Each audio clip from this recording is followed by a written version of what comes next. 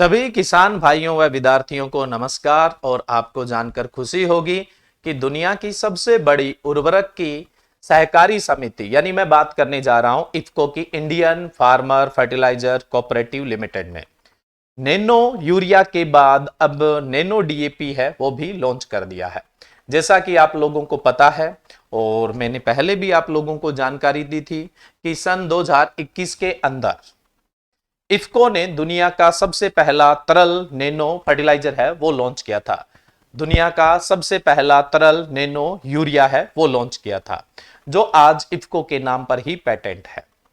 अब 3 मार्च 2023 को दुनिया का सबसे पहला तरल नैनो डीएपी भी इफ्को ने ही लॉन्च किया है। तो ये हमारे लिए गर्व की बात है। पहले तो ये गर्व की बात है कि इफ्को है वो दुनिया की सबसे बड़ी उर्वरकों की सहकारी समिति है। और इफ्को केवल उर्वरक बनाकर बेचने का ही काम नहीं करती है, अनुसंधान में भी बहुत आगे है, जिसने समय समय पर अनुसंधान के जरिए किसानों को लाभ पहुंचाया है। इसी तरीके से इन्होंने नैनो यूरिया लॉन्च किया, अब नैनो डीएपी है वो भी लॉन्च किया था। तो आज के अपने इस सेशन में बात करेंगे कि नैनो डीएपी क्या है, किस तरह से काम करने वाला है, किसानों को किस तरह से फायदा पहुंचाने वाला है, और जो उर्वरक है उनकी मांग पे कोई फर्क पड़ेगा क्या, आयात में कुछ कमी आएगी या नहीं आएगी, और भारत सरकार को इससे क्या फायदा मिलने वाला है। लेकिन इससे पहले मैं बता देता हूं कि सन 2021 के अंदर इफ्को ने जब नैनो यूरिया लॉन्च किया था, अभी ये इफ्को के नाम पेटेंट भी है, तो इफ्को ने बोला कि हमने नैनो यूरिया का ट्रायल है वो 90 फसलों पर लिया है और 11,000 अलग अलग लोकेशन पे, जिसमें कृषि विज्ञान केंद्र है, कुछ अनुसंधान संस्थान की फील्ड है, और उसके अलावा अपने बात करें तो कुछ राज्य कृषि विश्वविद्यालय और केंद्रीय कृषि विश्वविद्यालय है, उनके फील्ड पे ट्रायल लिया था। और उसके अलावा जो अग्रणीय किसान है, जो मतलब एडवांस जो फार्मर होते हैं, उनके खेतों पर भी इसका ट्रायल लिया गया। और ट्रायल में पाया गया कि जो अपना पारंपरिक यूरिया है, जो दानेदार यूरिया है, ठोस यूरिया है, उससे नैनो यूरिया है वो बेहतरीन है। मैंने इस सेशन में बताया था कि ये 500 ml की बोतल है, सिर्फ 500 ml की बोतल है, और इसमें सिर्फ 4% क्या है, नाइट्रोजन है, जो एक अपना बैग है। एक बैग बोले तो जो यूरिया का एक बैग होता है वो 45 किलो का होता है, एक कट्टा बोल देते हो ना, गनी बैग होता है, और इसमें नाइट्रोजन परसेंटेज 40% है। लगभग ये मान के चलिए कि 21 किलो के आसपास क्या है, नाइट्रोजन है। और ये 500 ml की बोतल है, इसमें 4% नाइट्रोजन है, ये मान के चलिए कि लगभग क्या है, 20 ग्राम के आसपास ही इसके अंदर यूरिया है। लेकिन ये 20 ग्राम यूरिया, ये 500 ml की जो बोतल है वो यूरिया के एक बैग के बराबर है। ये कैसे बराबर है, इसके बारे में मैंने जो जानकारी है वो इस सेशन में दे दी थी, इसलिए मैं नैनो डीएपी में नैनो टेक्निक के बारे में नहीं बताने वाला हूं। मैं इस वीडियो का जो लिंक है वो डिस्क्रिप्शन बॉक्स में दे देता हूं, पहले आप इस सेशन को देखें, फिर आप नैनो डीएपी की जानकारी लेंगे तो आपको बेहतरीन तरीके से नैनो डीएपी की है वो जानकारी मिल जाएगी। अब बात है कि जो इफ्को है उसने तो बोला कि ये बहुत बेनिफिशियल है। जब ये सेशन मैंने तैयार किया था, इसमें बहुत सारे किसानों और विद्यार्थियों के प्रतिक्रियाएं थी, कुछ उत्साहित करने वाली प्रतिक्रिया थी भी, कंटेंट अच्छा है, कुछ ऐसी प्रतिक्रिया थी कि हमने इस्तेमाल किया है, इसके बेहतरीन परिणाम आए हैं, और कुछ ऐसी प्रतिक्रियाएं थी कि हमने इसका इस्तेमाल किया, फसल खराब हो गई या इसके अच्छे परिणाम नहीं आए हैं। हाँ, वो बात अलग है कि सबने अपनी अपनी भाषाओं में लिखा है। देखो, भाषा आपने कौन सी चुनी है वो तो आपके ज्ञान पे निर्भर करता है ना, आपके संस्कारों पे निर्भर करता है। कुछ लोगों ने तो यहां तक बोला कि आप तो इफ्को के वो हो, ये हो, और आप तो मार्केटिंग कर रहे हो। देखो, मेरा किसी प्रोडक्शन और मार्केटिंग कंपनी से कोई संबंध नहीं है, मेरा अपने ही संस्थान जो एजुकेशनल संस्थान है उससे संबंधित है, और मेरा काम है सिर्फ आपको जानकारी प्रोवाइड करवाना। लेकिन जो कमेंट आप करोगे उसकी भाषा कैसी है ना, वो आपके बारे में रिप्रेजेंट करेगी और इस प्रोडक्ट के बारे में भी रिप्रेजेंट करेगी।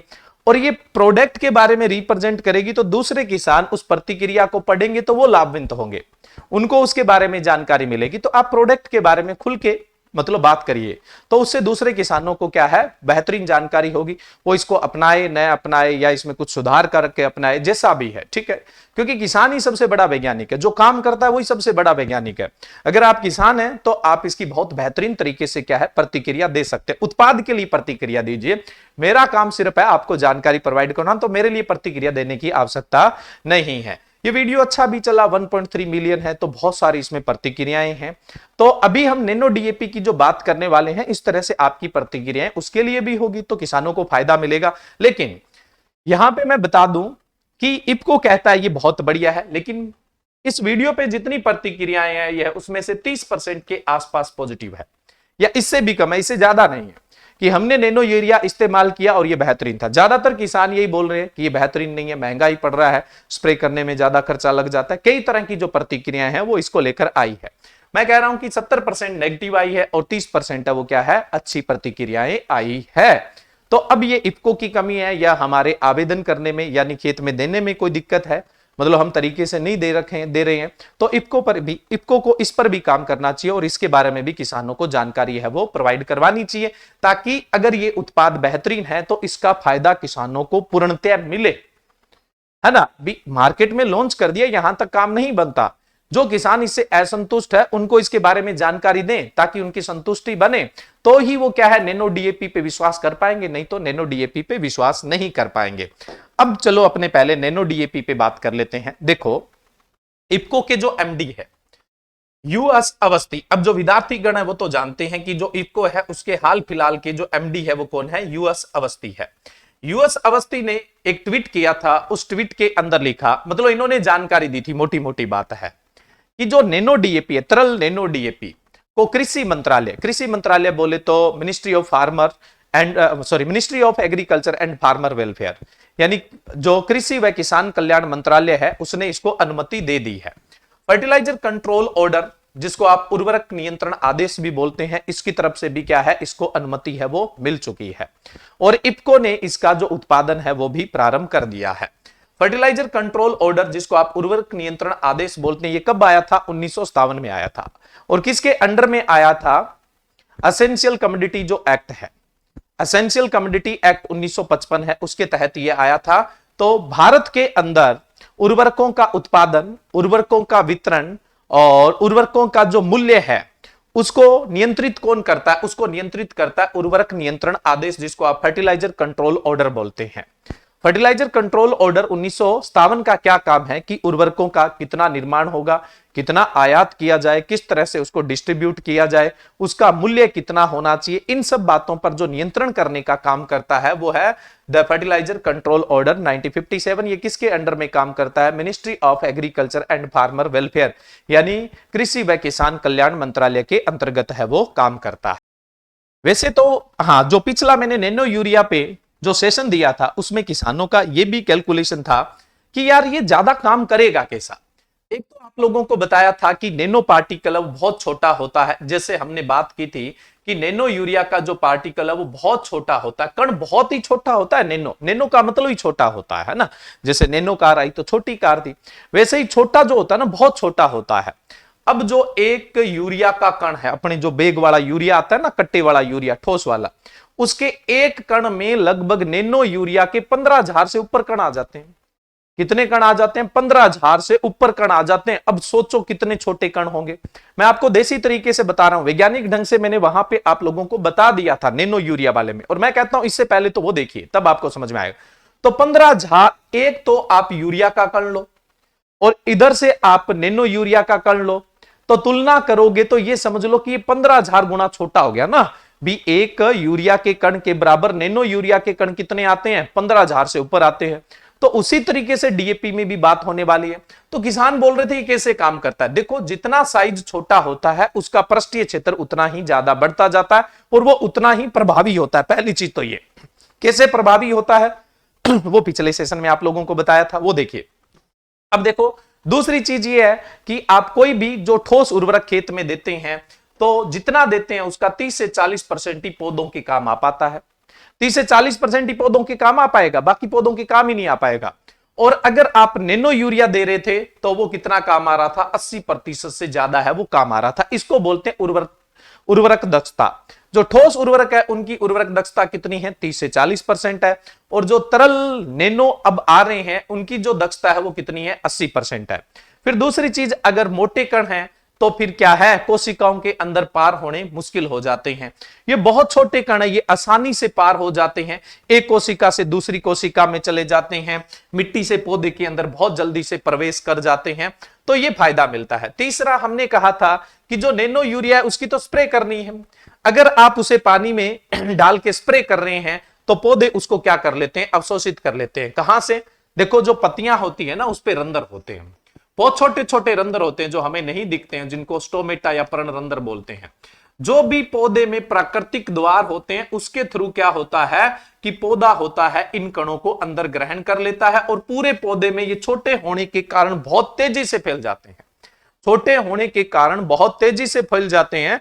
इसलिए पौधे के लिए क्या करेंगे, बढ़िया प्रतिक्रिया करेंगे, जितना आप दोगे उसका 80% से ज्यादा क्या है पौधों के काम आ जाते हैं। इसलिए कम मात्रा में क्या है ज्यादा प्रभावी होते हैं, और ये कट्टे वाले ज्यादा मात्रा में होते हुए भी क्या है इतने प्रभावी नहीं हो पाते हैं। और वैज्ञानिक ढंग से समझना है तो मैंने कहा था पिछले सेशन में, देखिए आप, तो ये बहुत छोटे पार्टिकल होते हैं। अब देखो, अब जो नैनो यूरिया का पार्टिकल होगा उस पे धनात्मक चार्ज होता है, और पौधे की सतह पे कैसा चार्ज होता है, ऋणात्मक। जैसे ही आप पौधे पे डालोगे तो पौधे की कोशिका उसको अंदर ग्रहण करने के लिए तैयार है। और अब ये बहुत छोटे हैं तो कोई सा भी छोटा सा भी छेद मिला, छोटा सा भी कोई प्राकृतिक द्वार मिला तो ये बहुत जल्दी अंदर चले जाएंगे, और छोटे होने के कारण पौधे के हर भागों में बहुत तेजी से पहुंच जाते हैं, जिसकी वजह से क्या है ये पौधे की वृद्धि को है वो बढ़ा देते हैं, इसलिए ज्यादा प्रभावी होते हैं।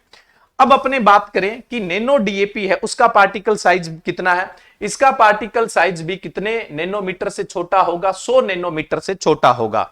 जैसे यूरिया का जो नैनो यूरिया का जो पार्टिकल था, नैनो यूरिया का जो कण था वो कितने नैनोमीटर का था, वो 20 से 50 नैनोमीटर का था। ठीक है, तो ये आपको याद रखना है। अगर कोई विद्यार्थीगण देख रहे हैं तो पीछे एक सीधा सीधा डब्ल्यू में क्वेश्चन आया था कि नैनो यूरिया के कणों का आकार कितना होता है, जो पिछले सेशन में भी मैंने आपको बताया था 20 से 50 नैनोमीटर है वो होता है।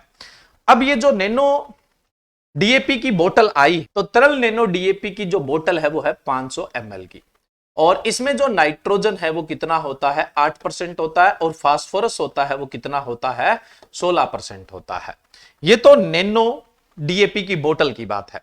वहीं पे अपने जो डीएपी का बैग लेके आते हैं, यानी डीएपी का जो कट्टा लेके आते हैं वो 50 किलो का होता है, और इसमें जो नाइट्रोजन है वो कितना होता है 18% होता है, और फास्फोरस है वो कितना होता है 40% होता है। ठीक है, अब देखो ये 500 ml की जो बोतल है ये इस एक बैग के बराबर है।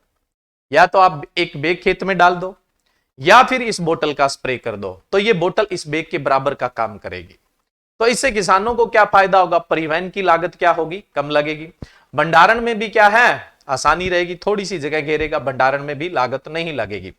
फिर ये जो नैनो की बोतल है, यानी नैनो तरल नैनो डीएपी की जो बोतल है वो कितनी है कितने रुपए की है, 600 रुपए की है, सिर्फ और सिर्फ 600 रुपए की है, बिना सब्सिडी के। अभी इस पे कोई सब्सिडी नहीं है। और ये जो आपका डीएपी का बैग है ये 1350 रुपए का है सब्सिडी के साथ। कितने रुपए का है, 1350 रुपए का है सब्सिडी के साथ। तो बताओ किसानों को सस्ता पड़ेगा या नहीं पड़ेगा, भी बराबर अगर काम कर रहा है तो जाहिर सी बात है सस्ता पड़ेगा ही पड़ेगा। एक तो ये फायदा है। दूसरा आपको पता हो तो भारत तो क्या है लगभग उर्वरक है वो कुछ ना कुछ मात्रा में आयात करता है। जैसे भारत में नाइट्रोजन उर्वरक बनते हैं लेकिन इतने पर्याप्त नहीं बनते हैं कि देश की मांग को पूरा कर दें, इसलिए इनको आयात करना पड़ता है। फास्फोरस उर्वरक भारत में अच्छे खासे बनते हैं लेकिन इतने भी नहीं बनते हैं कि देश की मांग को पूरा कर दे, इनको आयात करना पड़ता है। और जो पोटास उर्वरक है वो तो भारत में उसके स्रोत ही नहीं है, सारे का सारा आयात करना पड़ता है। भारत में सबसे ज्यादा आयात किए जाने वाला उर्वरक है म्यूरेट ऑफ पोटास, जिसको आप पोटेशियम क्लोराइड भी कहते हैं, जो नमक मिर्च के मिश्रण जैसा आता है ना, पोटास का स्रोत होता है। सबसे ज्यादा जो आयात किया जाता है, सबसे ज्यादा जो आयात किया जाता है, इंपोर्ट किया जाता है, वो कौन सा किया जाता है, म्यूरेट ऑफ पोटास। बाहर से सबसे ज्यादा मंगाया जाने वाला उर्वरक है म्यूरेट ऑफ पोटास। और उसके बाद दूसरे नंबर पे जो सबसे ज्यादा बाहर से आयात किया जाने वाला है वो कौन सा है, डीएपी। देखो डीएपी की भारत में लागत है पर साल की 10 से 12.5 मिलियन टन। 10 से 12.5 मिलियन टन है वो क्या है, इसकी लागत है। लेकिन भारत में कितना बनता है, 4 से 5 मिलियन टन ही बनता है, बाकी बाहर से मंगवाना पड़ता है। तो बाहर से बहुत ज्यादा मंगवाना पड़ता है। अब अगर नैनो डीएपी हमने विकसित कर दिया है तो इस आयात में क्या होगा, कमी आएगी, जिससे देश में क्या है काफी मदद मिलेगी, काफी सुधार मिलेगा। आयात ज्यादा होता है और निर्यात कम होता है तो देश की आर्थिक व्यवस्था कमजोर होती है। निर्यात बाहर चीजें ज्यादा भेजी जाती है, कम मंगवाई जाती है, तो देश की आर्थिक स्थिति क्या होती है, बेहतरीन होती है। तो इससे क्या होगा, आयात के अंदर कमी आनी ही आनी है। ठीक है, अब देखो, ऐसा नहीं है कि अगर आपको डीएपी का कट्टा 1350 रुपए का मिल रहा है तो ये 1350 रुपए का ही सरकार को पड़ेगा। ऐसा नहीं है, सरकार इस पे सब्सिडी देती है जिससे सरकार अपनी जेब से कुछ पैसे हैं वो भुगतती है। अगर पिछले वर्ष की अपनी बात करें तो जनवरी तक, पिछले वर्ष की बात करें तो जनवरी तक लगभग क्या है, 2.07 लाख करोड़ की सब्सिडी भारत सरकार डीएपी पे दे चुकी है। तो सरकार का भी पैसा क्या है, डीएपी पे बहुत जा रहा है। 1350 रुपए का हमें डीएपी का बैग मिल रहा है, इसका मतलब ये नहीं है कि सरकार को 1350 रुपए का पड़ रहा है, सरकार को इससे भी महंगा पड़ रहा है। तो सरकार उस पे सब्सिडी देती है। और डीएपी पे कितनी सब्सिडी गई, 2.07 लाख करोड़ रुपए की सब्सिडी जनवरी तक जा चुकी है। इसका मतलब है कि जब लोग तरल नैनो डीएपी का इस्तेमाल करने लग जाएंगे तो ठोस कम खरीदेंगे, जिससे सरकार का भी पैसा है बचेगा, जिससे देश की अर्थव्यवस्था है वो क्या हो जाएगी, बेहतरीन हो जाएगी। तो ये डीएपी के बेनिफिट है। अब बात आती है कि डीएपी किसानों को कब मिलने लगेगा। देखो, डीएपी किसानों को मिलने लगेगा खरीफ 2023 से। कब से मिलने लगेगा, खरीफ 2023 से मिलने लगेगा। और इसकी जो मैन्युफैक्चरिंग कर रहा है, इसका जो निर्माण कर रहा है ना, वो इफको ही करेगा। खोज भी किसने की है, इफको ने की है। निर्माण भी कौन करेगा, इफको ही करेगा। मार्केट में भी कौन बेचने वाला है इसको, इफको ही बेचने वाला है। जैसे नैनो यूरिया की खोज इफको ने की थी, उसका निर्माण भी इफको ही कर रहा है। और पूरी दुनिया में सेल भी कौन कर रहा है, इफको ही कर रहा है। तो इसी तरह से नैनो डीएपी की भी जो मार्केट है वो कौन करेगा, इफको ही करेगा। अब देखो, अवस्थी जी ने ये बोला कि हमने नैनो यूरिया लॉन्च कर दिया, अब हमने नैनो डीएपी भी लॉन्च कर दिया, आगे आने वाले टाइम में हम नैनो जिंक भी लॉन्च करने वाले हैं। क्योंकि भारतीय मृदाओं में सबसे ज्यादा कौन से पोषक तत्वों की कमी देखने को मिलती है, जिंक की कमी देखने को मिलती है। इसलिए हम नैनो जिंक भी बहुत जल्दी लॉन्च करने वाले हैं। और जो नैनो कॉपर है वो भी बहुत जल्दी लॉन्च करने वाले हैं। उन पे अभी अनुसंधान कार्य चल रहे हैं, ट्रायल है वो चल रहे हैं। जैसे ही संपन्न होंगे वैसे ही क्या है, इसको लॉन्च है वो कर दिया जाएगा। और प्रधानमंत्री नरेंद्र मोदी ने भी इस पर कमेंट किया था, या फिर मैं बोलूं कि ट्वीट किया था, बोला था कि इससे देश के किसानों को बहुत मदद मिलने वाली है। और भी कोई जो आपकी जानकारी होगी जो आपके लिए बहुत बेहतरीन होगी, वो आपको इस प्लेटफॉर्म के माध्यम से प्रोवाइड करवाई जाएगी। अगर आप नैनो डीएपी का इस्तेमाल करते हैं और उसकी कैसे परिणाम आते हैं तो वो प्रतिक्रियाएं जरूर दें। Thank you.